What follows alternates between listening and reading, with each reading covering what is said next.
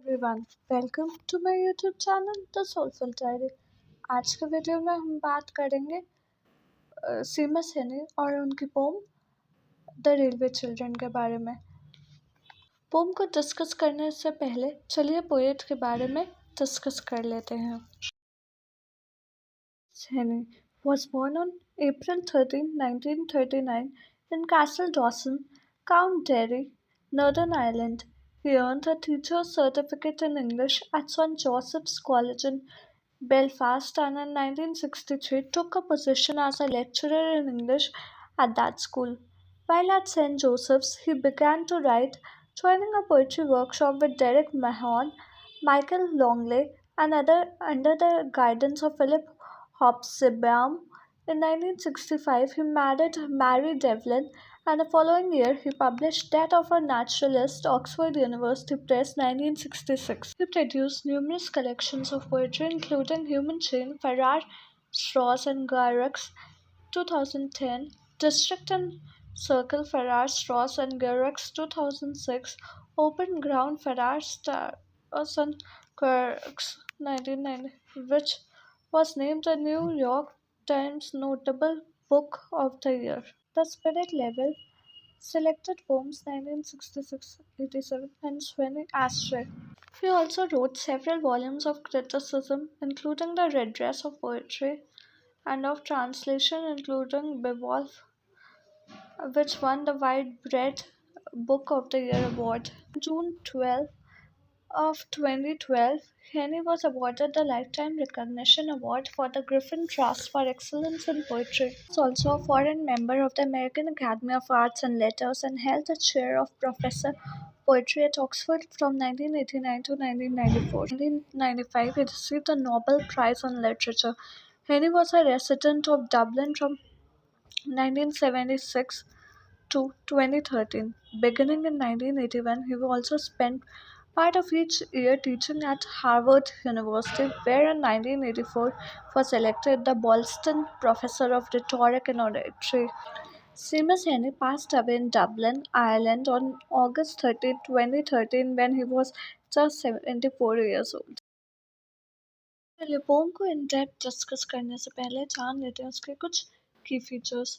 The Railway Children by Seamus Heaney is a beautiful poem about the imagination of children. In this poem, Heaney conveys an experience from his youth.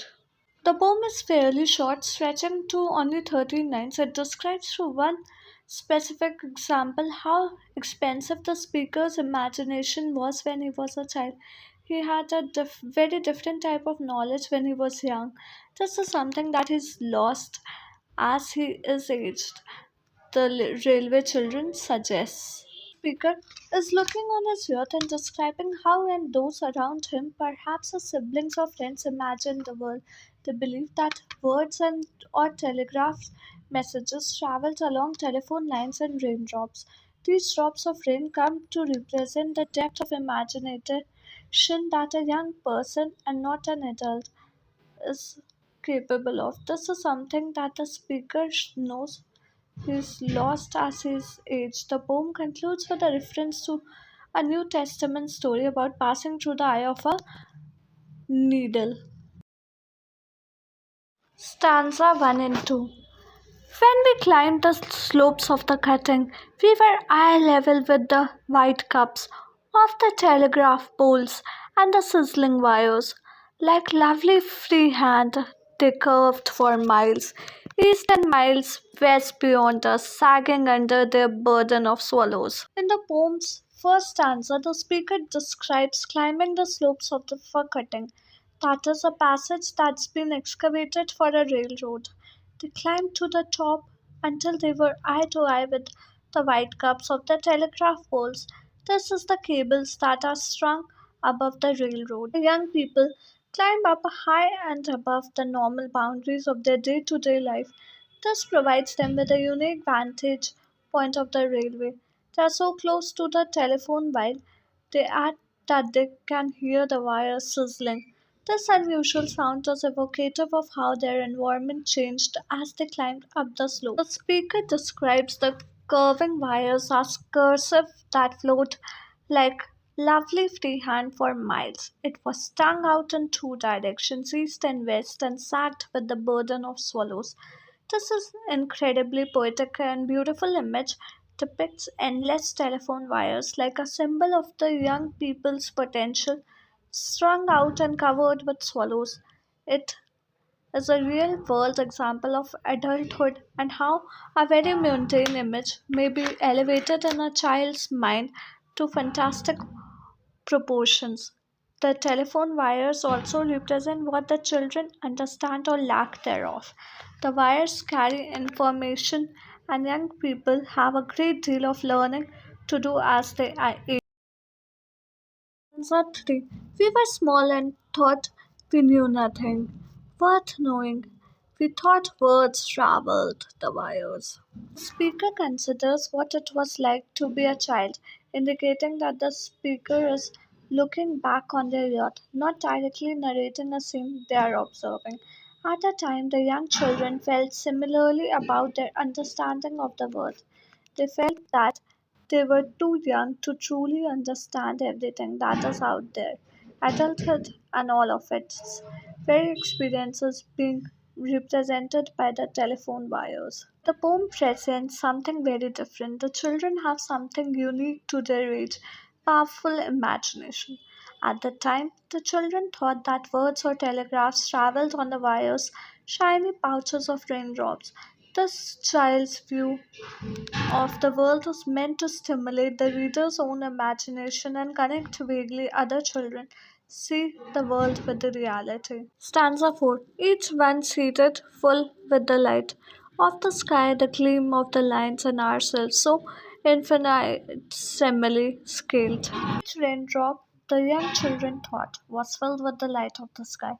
This, in combination with the gleaming raindrops of the telephone wires and the children themselves, represented the limited but infinitely expansive view the children have of life.